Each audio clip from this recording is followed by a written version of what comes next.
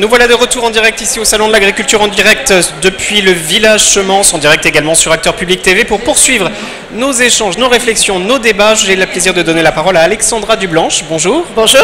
Vice-présidente de la région Île-de-France, chargée du développement économique, de la ruralité et de l'agriculture. C'est bien ça. C'est ça. L'Île-de-France qui a un stand ici au Salon de l'Agriculture. Exactement. On est, allez vous voir, il y a des bouchers, des charcutiers, des fromagers, une activité permanente.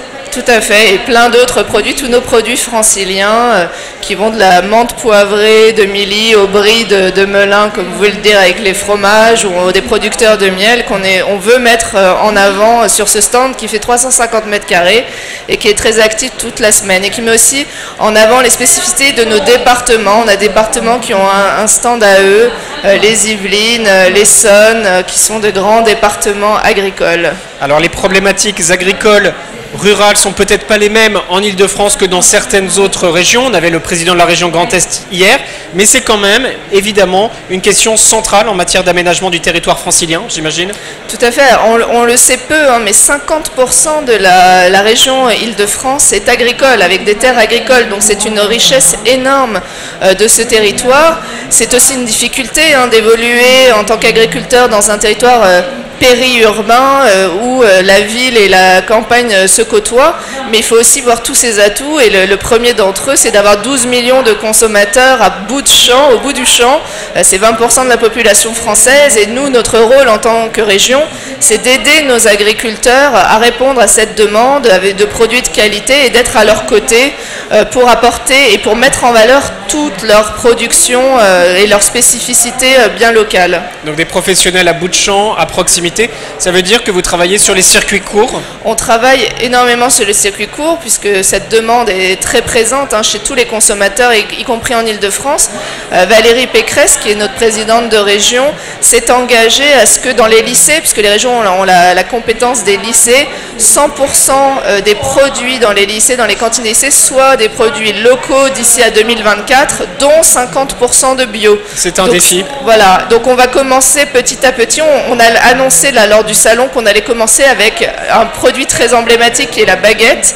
Donc tous les lycéens franciliens mangeront du pain produit en Île-de-France très rapidement, que du pain produit en Île-de-France. Et après on va prendre filière par filière, les fruits et légumes. Je rencontrais hier les représentants de cette filière-là.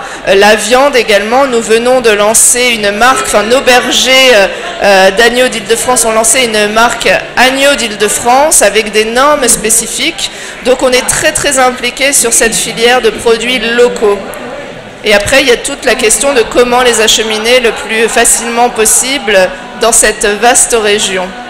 Est-ce que votre job, si je puis dire, c'est aussi de maintenir des équilibres entre monde agricole, acteurs économiques, élus, promoteurs immobiliers peut-être? Est-ce qu'il y a, pour reformuler ma question, est-ce qu'il y a une forte pression sur les terres disponibles, sur les terres agricoles? Tout à fait, plus que dans toute autre région, je pense. Alors moi, je suis aussi vice-présidente au développement économique et donc notre rôle, nos régions, c'est d'atteindre cet équilibre entre développement de projets qui créent de l'emploi, mais sans grignoter ces terres agricoles. Et donc c'est assez subtil.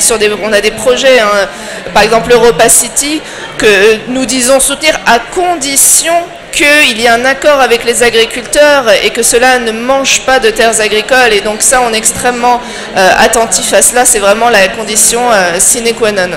Europa City, qui est un gros projet qui fait un peu polémique, mais qui est très bordé justement sur ces questions environnementales. Et nous, quand on rencontre Europa City, on leur impose de parler aux agriculteurs, et d'ailleurs le projet a beaucoup avancé dans ce sens, il n'y avait pas du tout cette considération-là au début du projet par les responsables d'Europa City, par exemple. L'un des enjeux de ce salon sont les enjeux numériques, nouvelles technologiques. Oui. On en parlait juste avant avec la présidente de la FNSEA, il y a un stand de la ferme digitale. Oui. Là-dessus, sur ces enjeux-là? Alors nous, c'est vraiment un axe fort de notre politique régionale sur l'innovation. Face aux aléas climatiques, on sait que ça va se multiplier, des épisodes comme les inondations qu'on a encore eu cette année. Et ce matin, il a neigé, bien sûr. Comment? Oui, voilà, la neige, mais ou encore la sécheresse. On sait que ça va se multiplier, donc nous, notre rôle, c'est d'accompagner les agriculteurs à se moderniser. Donc on met 1 million d'euros pour aider sur des dispositifs. Par exemple, là, on lance le plus grand réseau de stations météo connectées en Île-de-France. d'Île-de-France, il y avait 200 stations pour justement aider les agriculteurs dans le choix de leur production et à suivre leur production. On travaille aussi sur une ferme digitale, un lieu concret en Essonne où il y aurait des startups que vous avez vus qui sont sur le stand de ferme digitale et avec des agriculteurs, des éleveurs pour tester ces produits-là. On a des robots de désherbage par exemple en test qu'on finance aussi à la région qui sont en test et qu'après on veut déployer si ces systèmes fonctionnent pour aider nos agriculteurs à faire face à tous ces aléas. Alors ces agriculteurs, le monde agricole, quand on leur donne la parole, la patronne de la FNSEA nous le disait, il y a des potentialités, mais c'est aussi un petit peu anxiogène, il y a un besoin d'accompagnement par les pouvoirs publics, un besoin de formation, et en la matière, la région, sur ces enjeux de formation, exactement. Alors nous, on a aussi, donc il y a l'innovation, il y a aussi l'aide à l'installation des jeunes agriculteurs, où on est très investi également.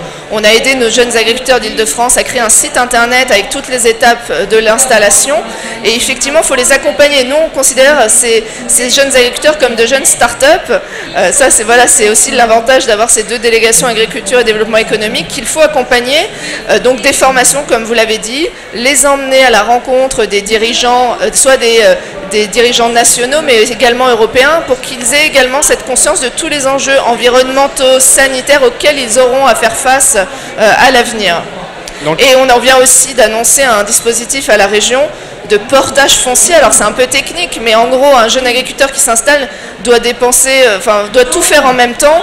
Et nous, la région, prendrait en charge dans un premier temps l'achat de la terre et qu'il pourrait acheter 2 ans plus tard pour un peu décaler les dépenses. Donc voilà, on réfléchit beaucoup à cela avec eux et avec toute la formation également. Donc, autant d'enjeux, autant d'acteurs que vous allez rencontrer dans les semaines, dans les mois à venir pour avancer sur ces sujets. Merci beaucoup Alexandra Dublanche pour cet échange. Merci à vous. Merci de nous avoir suivis ici, Salon de l'Agriculture, le Village Semence. Vous pouvez nous retrouver sur le hashtag Village Semence. Merci beaucoup, à très vite.